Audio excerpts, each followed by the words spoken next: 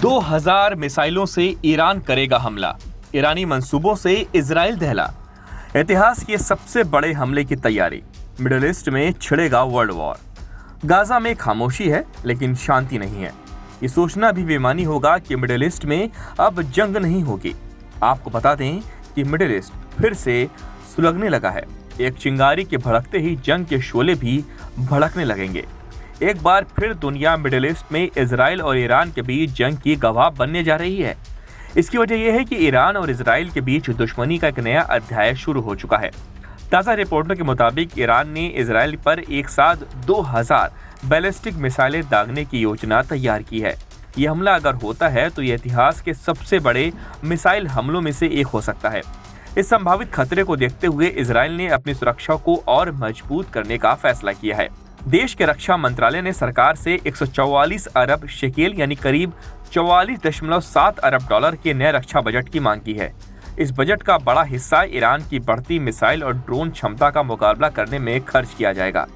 Israel के रक्षा मंत्रालय के महानिदेशक मेजर जनरल अमीर बारम ने कहा है कि देश एक ऐसे समय में है जब तत्काल आपातकालीन हथियारों और रक्षा उपकरणों की जरूरत है। उन्होंने साफ किया कि ईरान की सैन्य गतिविधियों और हथियारों के भंडारण में तेजी को देखते हुए इजराइल को किसी भी स्थिति के लिए तैयार रहना होगा।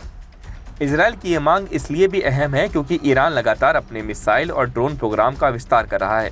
रिपोर्टों के अनुसार इस बढ़े हुए बजट में लगभग 7 अरब शेकेल यानी 2.2 अरब डॉलर सिर्फ नए हथियारों, टैंकों के पुर्जों, ड्रोन सिस्टम और सीमा की दीवारों को मजबूत करने पर खर्च किए जाएंगे। ईरान और इजराइल की दुश्मनी कोई नहीं है, लेकिन हाल ही के महीनों में यह संघर्ष और ज्यादा गंभीर हो गया। जून 2025 में इजराइल ने ईरान के खिलाफ एक बड़ा सैन्य अभियान चलाया था। इस अभियान के दौरान इजरायली वायुसेना ने तेहरान समेत कई शहरों में स्थित परमाणु और सैन्य ठिकानों पर हमले किए थे। इन हमलों के बाद ईरान ने भी जवाबी कार्रवाई करते हुए इजराइल पर सैकड़ों ड्रोन और बैलिस्टिक मिसाइलों से हमला किया। उस हमले ने इजराइल के एयर डिफेंस सिस्टम की क्षमता की भी परीक्षा ली थी। जून के युद्ध के बाद अमेरिका ने भी इस इलाके में सीधा दखल दिया। 22 जून को अमेरिकी सेना ने ईरान के फोर्डो, नतांज और इस्फहान में स्थित परमाणु ठिकानों को निशाना बनाया। अमेरिकी राष्ट्रपति डोनाल्ड ट्रंप ने उस समय इस हमले को कामयाब ऑपरेशन बताया और दावा किया कि ईरान का परमाणु कार्यक्रम लगभग तबाह कर दिया गया। ईरान ने भी यह माना था कि उसके परमाणु प्रतिष्ठानों को भारी नुकसान हुआ, हालांकि उसने अपने सैन्य इरादों से पीछे हटने के कोई संकेत नहीं दिए। इस बीच इजराइल के प्रधानमंत्री बेंजामिन नेतन्याहू ने संसद में कहा कि ईरान अभी भी देश के लिए एक बड़ा खतरा है। उन्होंने माना कि जून में हुए 12 दिनों के युद्ध ने ईरान की ताकत को कमजोर जरूर किया, लेकिन खतरा पूरी तरह खत्म नहीं हुआ।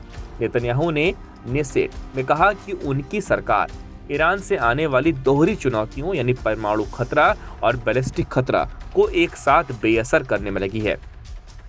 उन्होंने विपक्ष की आलोचनाओं का जवाब देते हुए कहा कि हमने ईरान की दुष्टता की धुरी को तोड़ दिया और हम इसे दोबारा मजबूत नहीं होने देंगे। हालांकि इजराइल का वित्त मंत्रालय रक्षा बजट बढ़ाने के पक्ष में तो है, लेकिन उसने चेतावनी दी है कि इतनी बड़ी रकम देश की अर्थव्यवस्था पर दबाव डाल सकती है। कुछ अधिकारियों का कहना है कि IDF यानी इजरायली डिफेंस फोर्स ने पिछले कुछ महीनों में अपनी हथियार भंडार का बहुत बड़ा हिस्सा खर्च किया है और अब उसे तुरंत भरने की आवश्यकता है। ईरान के 2000 मिसाइलों वाले कथित प्लान ने पूरे क्षेत्र में बेचैनी बढ़ा दी। रक्षा विशेषज्ञों का कहना है कि अगर ईरान वाकई इतने बड़े पैमाने पर हमला करता है तो इजराइल के आयरन डोम और डेविड्स स्लिंग जैसे एयर डिफेंस सिस्टम पर भी दबाव आ सकता है। हालांकि इजराइल अपनी तकनीकी क्षमता और अमेरिका के साथ साझेदारी पर भरोसा कर रहा है। कुल मिलाकर ईरान और इजराइल के बीच ये तनाव केवल 2 देशों की दुश्मनी तक सीमित नहीं है। इसमें अमेरिका, चीन और खाड़ी देशों के हित भी गहराई से जुड़े हुए हैं। अगर आने वाले दिनों में ये स्थिति और भड़कती है तो ये पूरे मध्य पूर्व क्षेत्र को अस्थिर कर सकता है। फिलहाल दोनों देश युद्ध की तैयारी में हैं। एक तरफ ईरान के मिसाइल लॉन्चर तैयार हैं, तो दूसरी तरफ इजराइल ने अपने हथियारों का खजाना खोल दिया है। दुनिया अब टकटकी लगाए देख रही है कि ये टकराव कितनी दूर जाएगा। क्या ये केवल धमकियों तक रहेगा या फिर एक और बड़े युद्ध की शुरुआत करेगा?